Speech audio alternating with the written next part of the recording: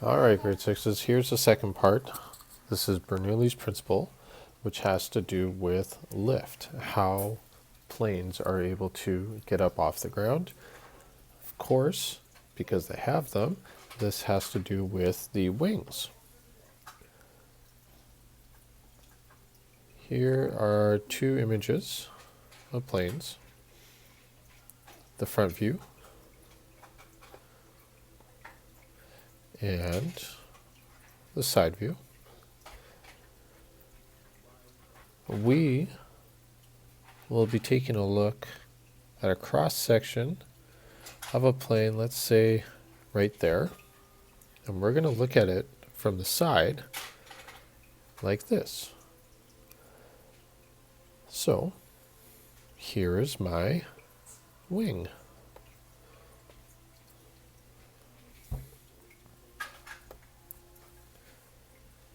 To the left of this wing, there's air that I've shown by little air molecules. You can see above the wing that I have an arrow as to which direction the plane would be moving. And you'll notice that the wing has a nice curve and then ends at a point. So this curve here and ends at a point here, and then is typically nice and flat along the bottom. So what happens is that this wing moves through the air as such.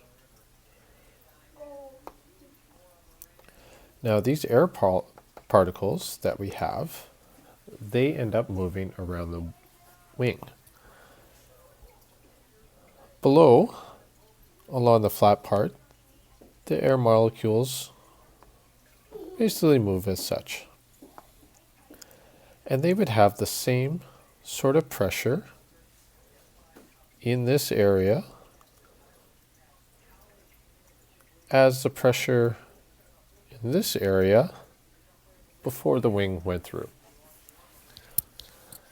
That's not the same for up top.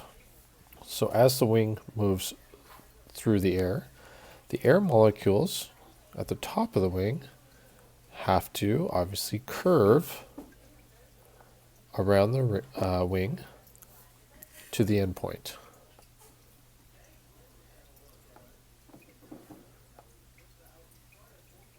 As such.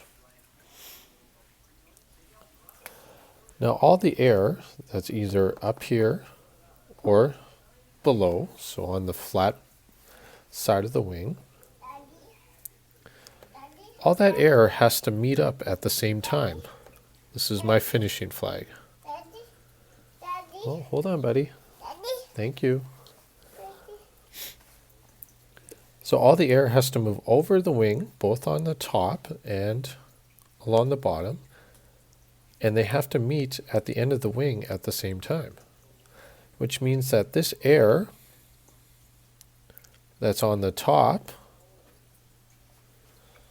this air that is flying over or is moving over the top, because it has a longer distance to go because of the curve of the wing, it actually has to move faster.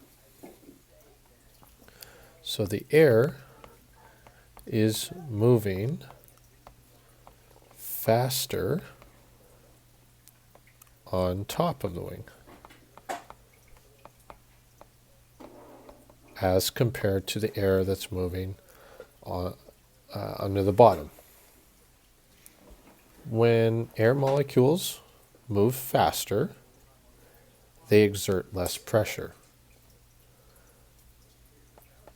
So, on the top of the wing, there's less pressure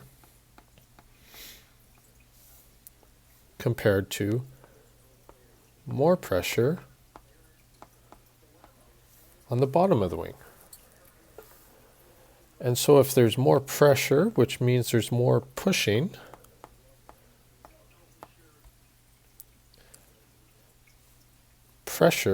the air molecules and all the pressure is going to move from somewhere where there's more to somewhere where there's less pressure.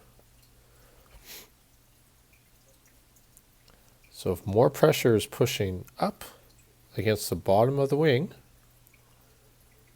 that's going to push the wing up and therefore push the plane up. This less pressure and more pressure on either side of the wing, that is happening at the top and the bottom when the air is moving around the wing. Once it gets to this final point, and all the air meets up here, it goes back to being the same amount of pressure that it started with here, because the plane's wing is gone.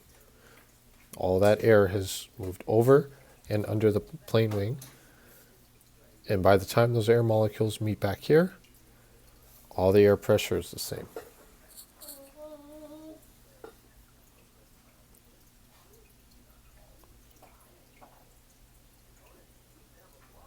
So the air that moves over the wing ends up moving faster than the air that moves under the wing.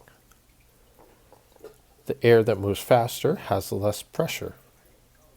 The air that moves slower has more pressure. And if there's more pressure on the bottom, that's going to push the plane wing up. That's going to give the plane lift, and that's how a plane will overcome gravity.